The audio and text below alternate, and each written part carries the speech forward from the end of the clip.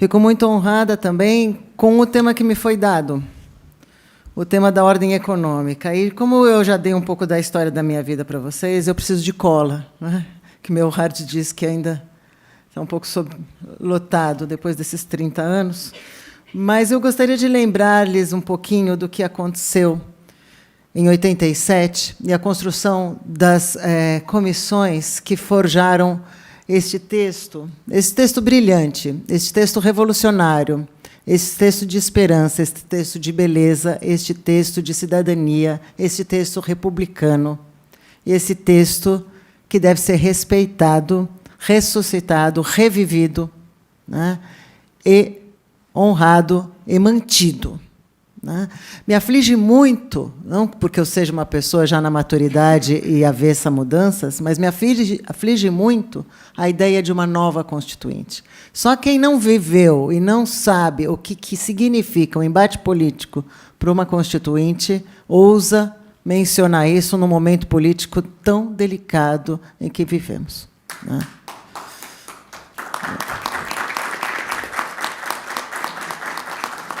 E, a partir de 5 de outubro de 2018, esse vai ser o meu bordão durante todos os dias, enquanto eu ainda puder falar. A Constituinte, o processo Constituinte, foi um processo sui generis.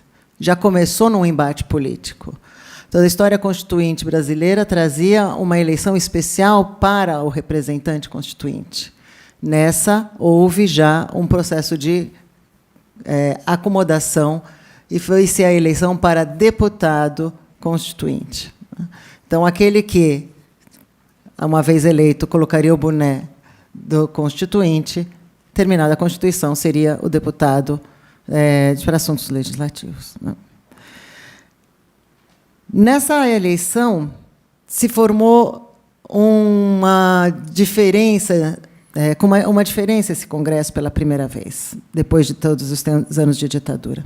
Tivemos uma participação daqueles representantes legislativos tradicionalmente, que vinham sendo tradicionalmente eleitos dentro do regime anterior, e que teve que conviver com uma grande mudança de uma parte da legislatura, que eram os novos, aqueles que representavam determinadas bandeiras, aqueles que não vinham da política tradicional porque não estavam habituados a compor dentro do quadro político vigente, mas que vinham amparados por intelectuais, por movimentos sociais, por ideólogos de mudança. E assim se fez um quadro completamente novo do Congresso brasileiro em 1987. Só para exemplificar, uma das primeiras mudanças estruturais que se teve de fazer é construir mais banheiros femininos. Pela primeira vez, houve uma participação maior de mulheres. Pequena, mas maior. Outras questões que passariam a ser veiculadas com constância pela mídia era as pessoas que passavam a frequentar os corredores daquele ambiente antes tão hostil. Né? Índios, negros, indígenas, mulheres, movimentos sociais, bandeiras. Né? Isso era visto com um certo folclore pela mídia e pelos políticos tradicionais, que ainda estavam um pouco mareados, um pouco surpresos com o que estava acontecendo. Imediatamente se formaram 3 blocos. Né? A direita, a esquerda e aquilo que se autodenominou de centrão. Né? Que, na verdade, era algo que ainda em busca de uma identidade. Mas apenas essa introdução para dizer que, a partir do título da ordem econômica, nós temos todo um quadro novo da Constituição. As comissões que foram constituídas eram 8. E, além das comissões sobre o Estado, o regime de poderes, a ordem tributária, aquilo próprio do que se entendia antigamente como conteúdo de uma ordem constitucional, surgiram outras comissões com bastante conteúdo, como a Comissão da Ordem Econômica e a Comissão da Ordem Social.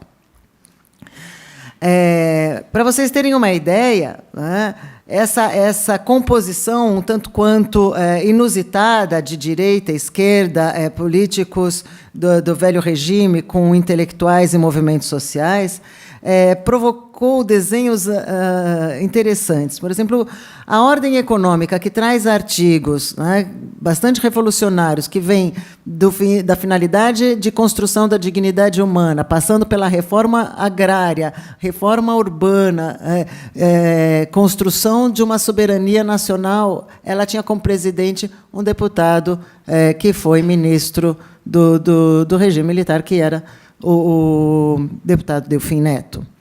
Não obstante, né, foi o âmbito onde se criaram diversos direitos coletivos. A ordem econômica, ela é um espelho, uma parte que reflete esse todo diverso, esse todo revolucionário.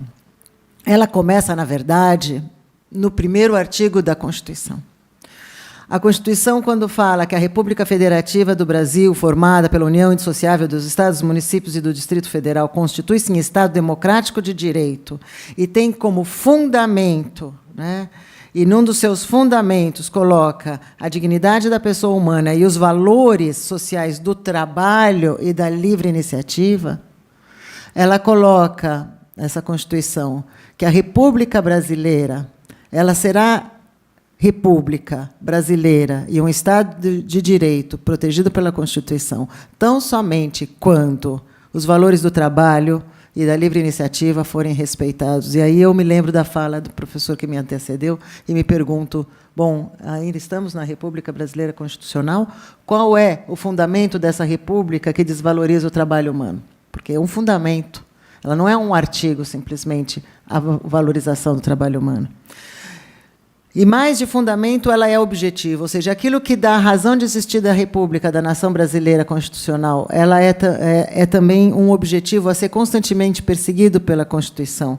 Quando o artigo 3º diz que é objetivo fundamental da República Federativa do Brasil erradicar a pobreza, a marginalização, é um objetivo reduzir a desigualdade social e regional, é objetivo garantir o desenvolvimento nacional, é objetivo construir uma sociedade livre, justa e solidária. Isso é um mandamento. Isso é uma conquista da Constituição.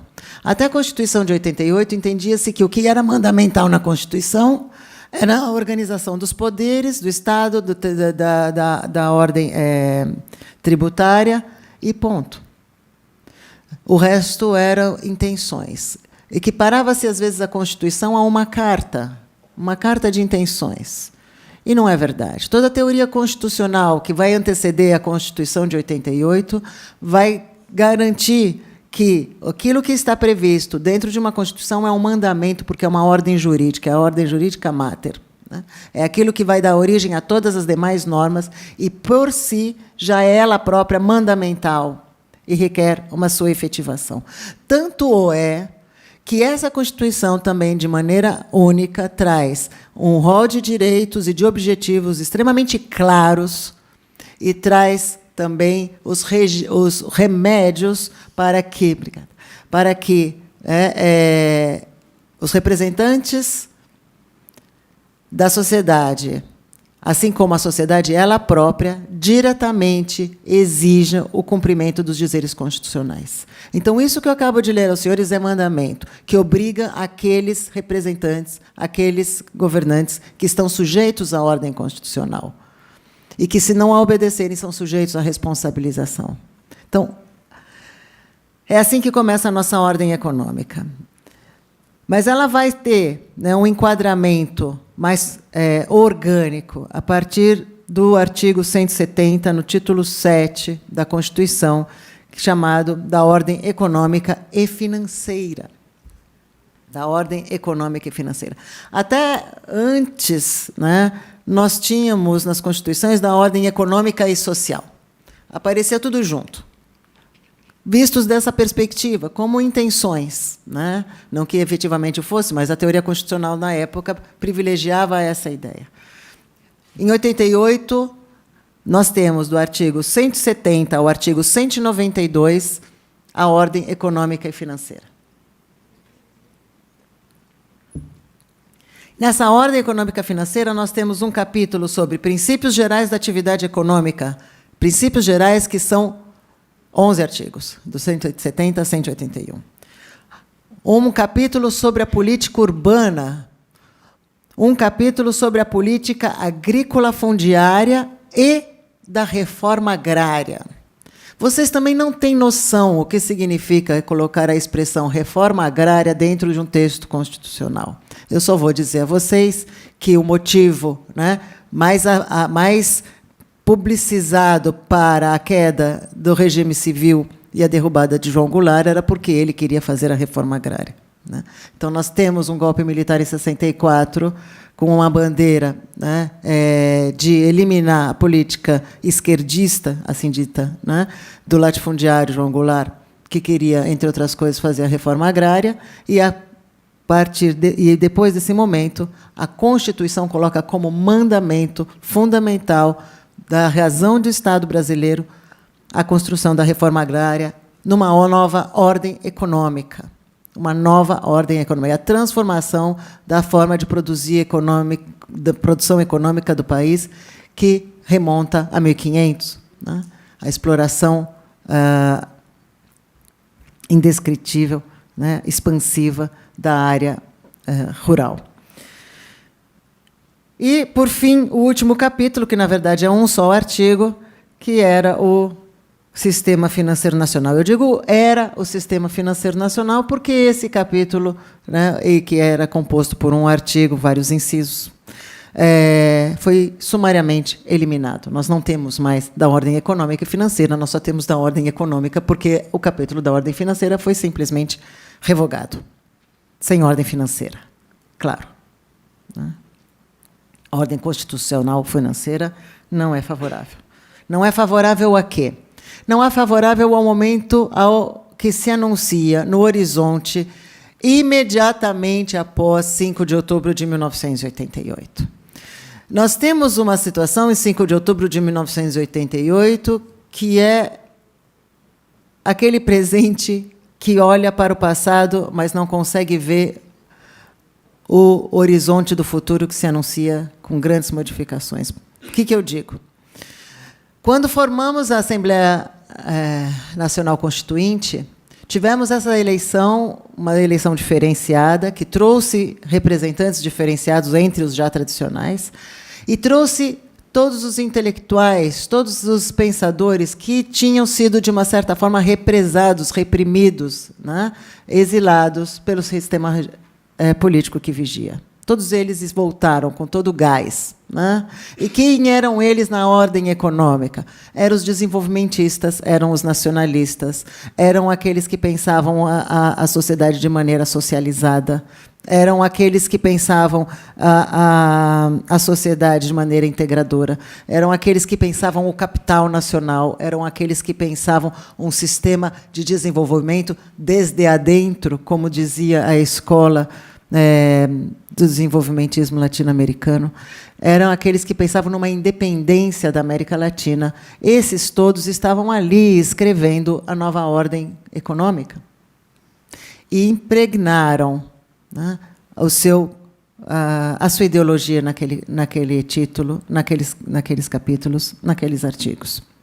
E assim foi feito, com uma ordem privilegiando o capital nacional, privilegiando as empresas nacionais, reconhecendo a necessidade de intervenção do Estado para o desenvolvimento econômico, reconhecendo uma necessidade de planejamento, colocando como finalidade última de qualquer atividade econômica, de qualquer forma de produção econômica que venha a ser desenvolvida no país, a construção de uma vida digna.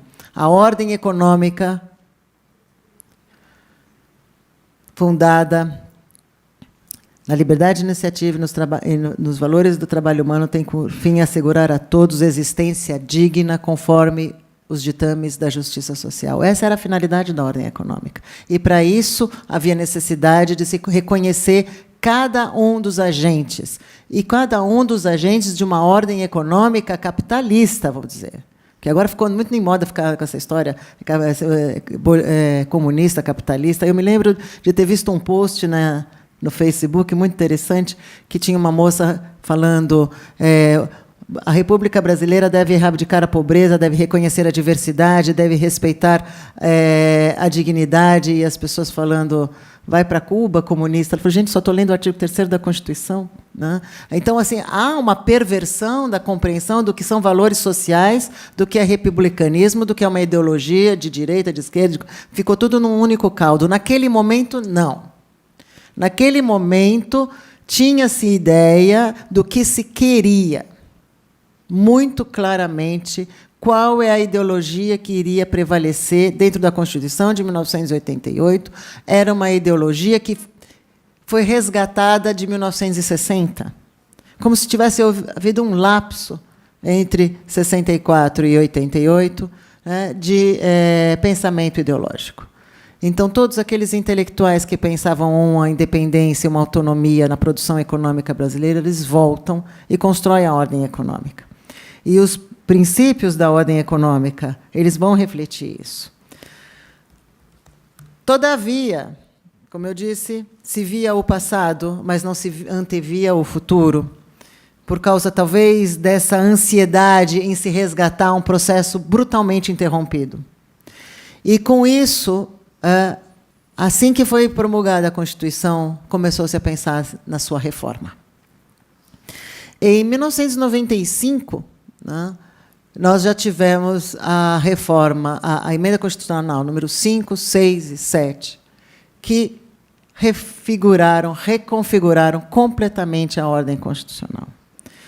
Pegando inicialmente naquilo que era mais caro para os pensadores da ordem constitucional em 88, que é a perspectiva da independência do capital econômico brasileiro. Ora, a partir de 1994, para podermos datar, né, não havia mais essa história de capital nacional, capital brasileiro. O fluxo de capital tinha sido, né, completamente liberado e institucionalizada essa liberalização do capital econômico, sobretudo com a criação da OMC e da concentração do capital em instituições financeiras cada vez maiores e cada vez menores em quantidade.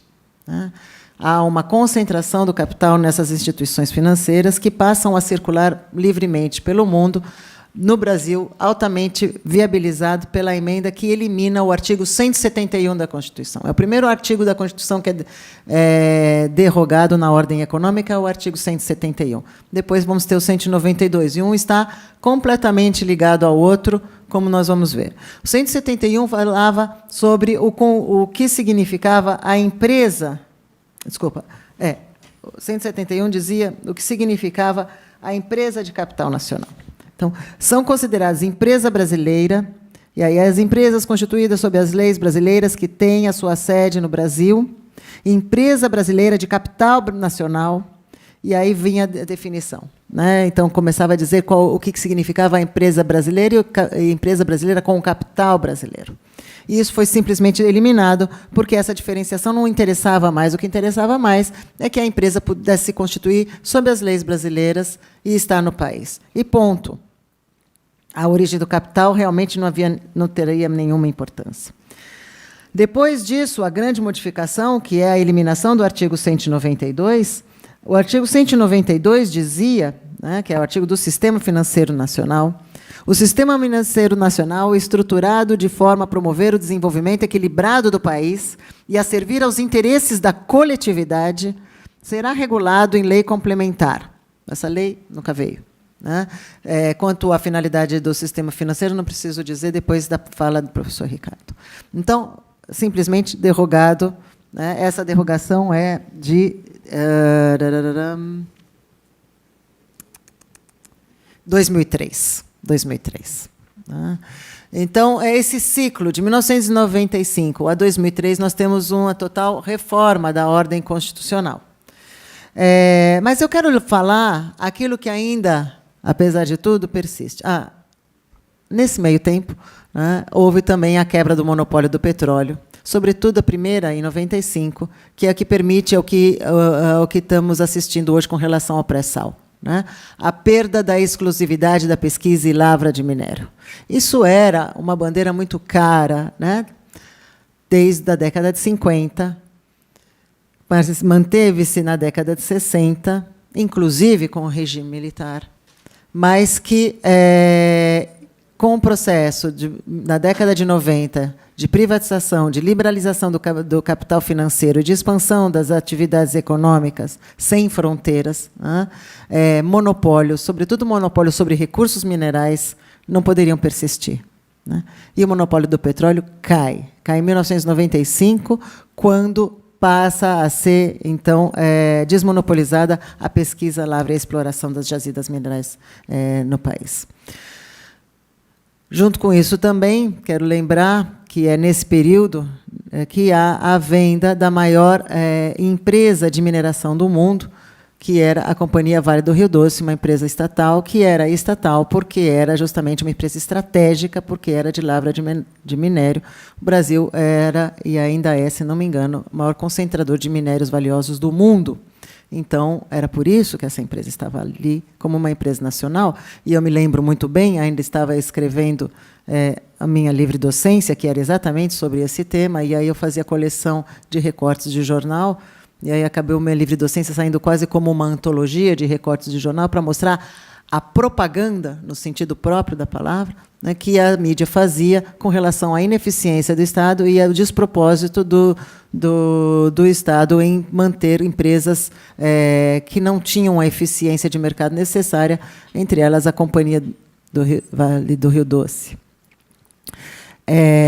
Tive a oportunidade, até substituindo, por ocasião do acaso, o nosso querido reitor, e um congresso que teve aqui em Florianópolis, de Direito Público, onde encontrei meu antigo professor, o Celso Antônio Bandeira de Mello, com quem dividi fileiras na luta contra a privatização da Vale do Rio Doce.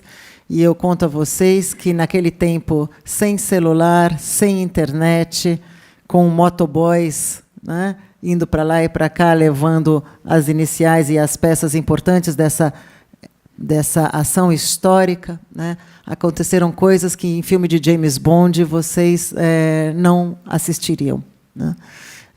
Mas estamos aqui, inclusive o professor Celso Antônio, e, como ele disse, repetindo Darcy Ribeiro, quando fui lhe cumprimentar, e disse: professor, o senhor não se lembra de mim? Eu era estudante, mas estávamos juntos na ação. E ele disse: essa ação ainda está ocorrendo, mas eu vou dizer, como Darcy Ribeiro, estou sempre do lado perdedor da história, mas teria vergonha de estar do lado dos vencedores. E eu falei: eu também, professor. Então, faz 30 anos que estamos... Mas não totalmente, Quero dizer a vocês, né, antes de colocar aqui o que ainda de valoroso existe na ordem econômica constitucional, algo que escrevi ainda sob a força do impacto dessa Constituição de 1988, no meu doutorado, que a ordem constitucional, ela é, na verdade, aquilo que nós fazemos dela, e não aquilo que está escrito nela. O texto constitucional, ele é estático, ele é frio, ele é amorfo. É como nós o lemos, como nós o interpretamos e como nós fazemos crescer, vigorar, vicejar na realidade, seja pela prática social, pela atividade advocatícia, pelo labor do judiciário, é ali que está o texto constitucional. Não é naquele texto que lemos desde 1988, reformado, amputado, reconstruído. É o que fazemos dele. E eu me lembro que, quando escrevi isso no meu livro, em 1995, eu estava tomando como exemplo a mim mesma, esse exercício de egocêntrico. Mas, enfim, a gente faz parte da história, né? Porque em 1988 a Constituição foi promulgada. Em 1989, nós entramos com a ação direta de inconstitucionalidade número 73. Na verdade, foi uma representação de um movimento social que leva para o Procurador-Geral da República e que simplesmente coloca uma folha de rosco dizendo: pelas razões expostas anexo, né, dirige a ação direta de inconstitucionalidade. E o que era essa ação direta de inconstitucionalidade? Na época, eu tinha trabalhado como assessora do deputado constituinte Fábio Feldman, e nós escrevemos, né, o texto da Constituição de 88. E, junto com outros eminentes professores de direito que também trabalhavam a ideia ambiental. E, naquele momento, formamos um capítulo maravilhoso, um artigo 225 da Constituição. E, logo em seguida, né, o governador Orestes Quercia faz um decreto, em 1988, cortando um pedaço do Parque Estadual da Serra do Mar, estado de São Paulo, já bastante desmatado, imagine o efeito disso, para a construção de estradas. E o movimento ambientalista, naquele momento, se organizou e não conseguiu reverter, pela via da conversa, né, política, essa situação. Então, começamos a discutir uma ação de inconstitucionalidade, porque aquilo infringia o artigo 225 da Constituição. E, naquela ocasião, um professor, né, bastante respeitado por mim, mas que era formado numa outra geração de Constituição, me disse, não vai dar certo. E eu disse, vai dar certo, porque nós temos um texto constitucional e nós temos agora os remédios constitucionais que dão efetividade direta à Constituição. Porque o que dizia esse professor? Não temos lei para isso. Eu disse, não precisamos ter lei para isso. O pensamento da teoria constitucional anterior era que, para a Constituição ter uma efetividade, você precisaria condicioná-la à sua inferior, que era a lei ordinária. Uma subversão de valores, uma subversão da ordem. Então, não, quem manda é a Constituição, a lei simplesmente especifica, mas se a Constituição, per se, ela já tem impositividade, ela tem imperatividade, tanto é que a Constituição de 88 nos dá ao cidadão essa possibilidade. E insistimos, e postulamos, e ganhamos. Por que isso é tão importante? Porque mostra esse embate de gerações de ideias e de transformação e de revolução, e da força que tem essa Constituição, que é de se fazer viva a partir da reivindicação do seu texto, uma reivindicação social, uma reivindicação coletiva, uma reivindicação ativista. Ativismo judicial, para mim, não é o ativismo do juiz, é o ativismo daquele que faz valer a voz da Constituição. E aquele que escuta é o juiz. Ele é o último elo dessa atividade. Ele é aquele que escuta, mas quem fala, quem demanda, quem proclama, quem reclama, quem interpreta, quem diz o que quer a Constituição, somos nós. É a sociedade, é a política, é o advogado, é o Ministério Público. São aqueles que representam os interesses da coletividade, da sociedade, e usam a linguagem constitucional para fazer valer os princípios constitucionais, aqueles básicos que eu disse aqui a vocês no artigo 3º. Mas, voltando, então, aqui à ordem econômica, né, apesar de toda a mudança, para que essa voz tivesse um outro tom, para que a voz constitucional tivesse um outro tom, não tivesse aquele tom do desenvolvimentismo nacionalista da década de 50 e 60 que se impregnou na Constituição, várias reformas foram empreendidas para viabilizando o processo de privatização, de desnacionalização e de desnacionalização de empresas e de internacionalização do capital. E isso foi feito. Isso foi feito. Não obstante, né, questões fundamentais permaneceram para dar o contrapeso, para mediar esse processo global, né, de redistribuição do capital produtivo e do capital financeiro.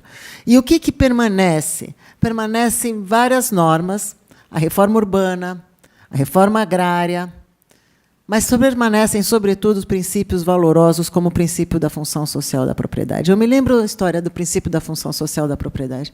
Esse princípio ele já existe desde 1934. É verdade. Mas nunca como esse aqui.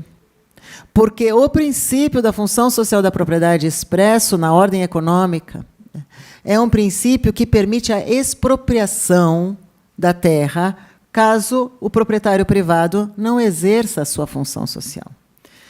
E essa expropriação da terra, né, foi interpretada, como eu digo, o texto constitucional ele só tem vida a partir da sua interpretação, foi interpretada da forma clássica, indenizatória. Mas não é isso que diz a Constituição necessariamente, não. Tanto que a própria forma de indenização ela acabou sendo sui generis. Eu digo que é uma resistência a assumir os problemas da idade, mas ou falta de tempo também, preciso trocar meus óculos. Mas o que eu quero ler para vocês é o artigo 184, 186, que diz o seguinte, 186. Quando é cumprida a função social da propriedade rural? A função social é cumprida quando a propriedade rural atende simultaneamente, segundo critérios e graus de exigência estabelecidos em lei, aproveitamento racional e adequado da terra, utilização adequada dos recursos naturais disponíveis e preservação do meio ambiente, observância das disposições que regulam as relações do trabalho, exploração que favoreça o bem-estar dos proprietários e dos trabalhadores. É isso que diz. É isso que diz. Quanto tempo mais eu tenho? 5. Eu desafio vocês a olharem aqui e fazerem uma lista das áreas de terra ocupada pelo agronegócio que observam o artigo 186 e, portanto, que cumpram a sua função social. Ah, professora, mas ela é produtiva, ela gera não sei quanto no PIB. É isso que está escrito na Constituição? Bom, então revoguem a Constituição, quer dizer, não peguem isso como um estímulo, mas enquanto o artigo 186 vigir, né, eu sou obrigada a interpretar à luz da Constituição, né, o que significa uma propriedade que merece manter-se nas mãos de seu proprietário. Ah, vai para Cuba. Não vou para Cuba, né, porque eu não estou querendo que a propriedade vá para o Estado. Eu quero que a propriedade tenha proprietários privados que respeitem a ordem constitucional. Né? Então, eu vou ter que ficar aqui mesmo. É o que diz a nossa Constituição.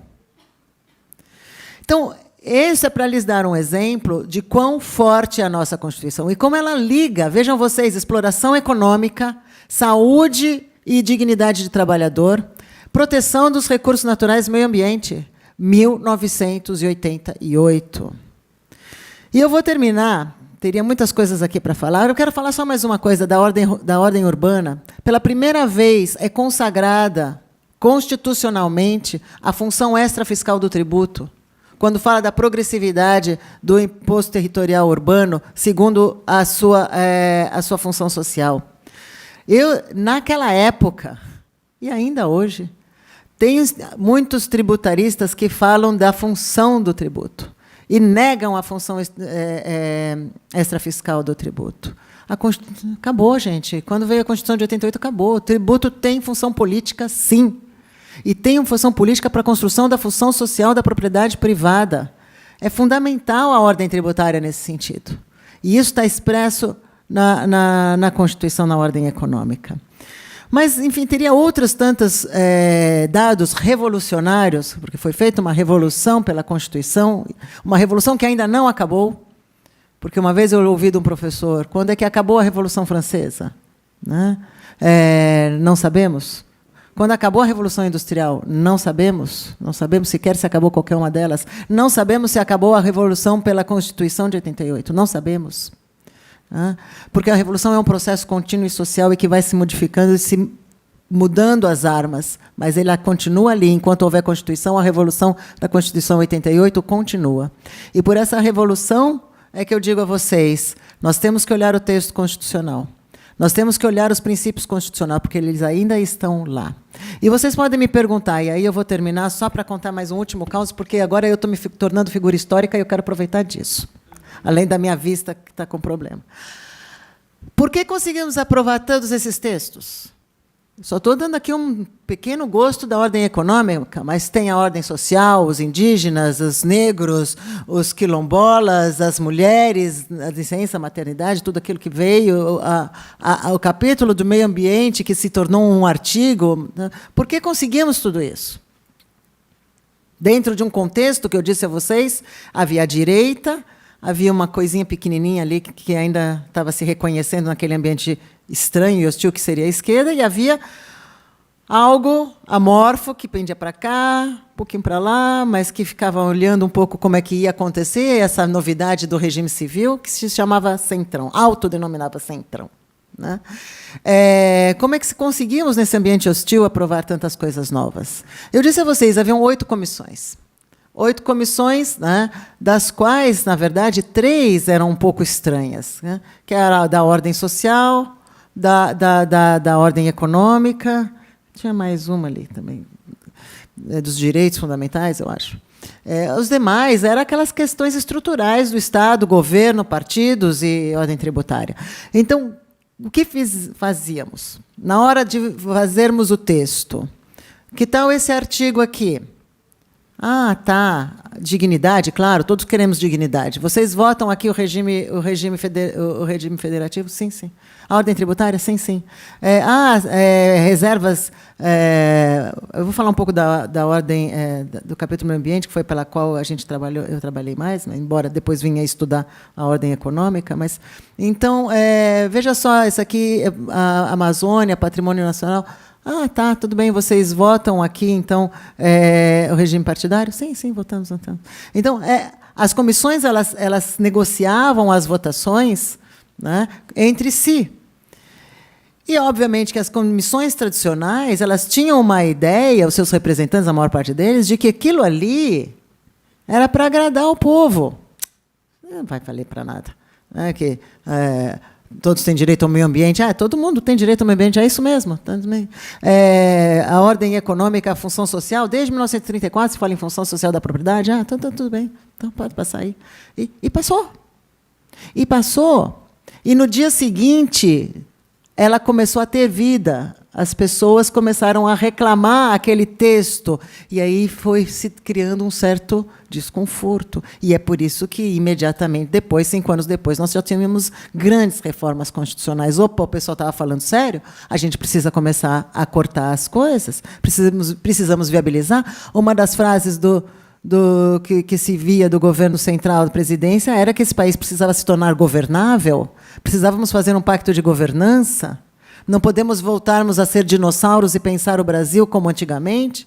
Então, expressões como dinossauros, governança, governabilidade, né, eram constantes nos governos dos Fernandos, né, que foram os governos que construíram o processo de modificação da ordem econômica.